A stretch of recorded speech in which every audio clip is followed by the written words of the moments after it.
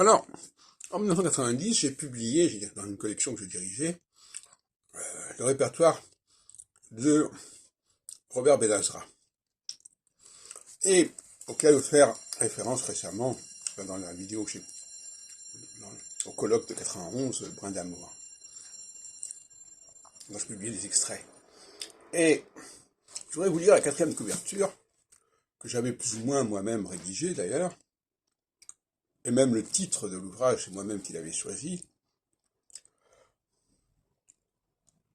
La littérature nostradamique comporte en effet aussi bien l'œuvre proprement dite de Nostradamus que celle de ses adversaires, incluant les imitateurs et les commentateurs de telle ou telle partie du corpus recensé. Il suffira de parcourir quelques-unes des notices du répertoire chronologique nostradamique pour s'en convaincre. Le RCN dépasse largement le cadre de la naissance. Il s'est efforcé d'inclure les publications qui faisaient allusion ou référence à son œuvre.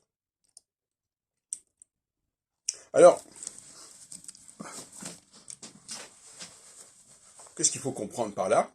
Il faut comprendre que dès 90, j'avais des doutes extrêmement forts sur la chronologie des éditions. Alors j'ai laissé paraître cet ouvrage qui était un petit peu en retrait par rapport à mes travaux, lesquels ne seront couronnés pleinement qu'en 99, c'est-à-dire 9 ans après, presque. Et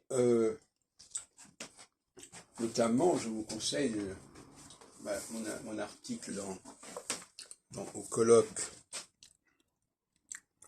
de 97, où je montre clairement que certains quatrains ne peuvent s'expliquer que par le contexte de la Ligue.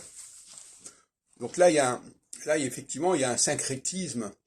Quand on veut mettre sur le même pied ce qui est paru sous la Ligue et ce qui est paru sous du temps de Nostradamus, qui est mort en 1566, donc bien avant, plus de 18 ans avant, eh bien, là, on est dans syncrétisme, et moi, je suis constamment, à tous les points de vue, hostile au syncrétisme que je dénonce.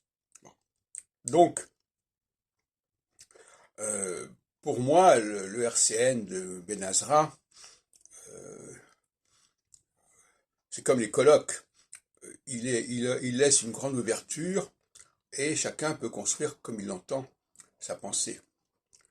Mais finalement, il faudra attendre bien longtemps avant que l'on arrive à l'idée d'édition antidatée. Ce que n'avait jamais compris d'ailleurs le regretté Patrice Guinard.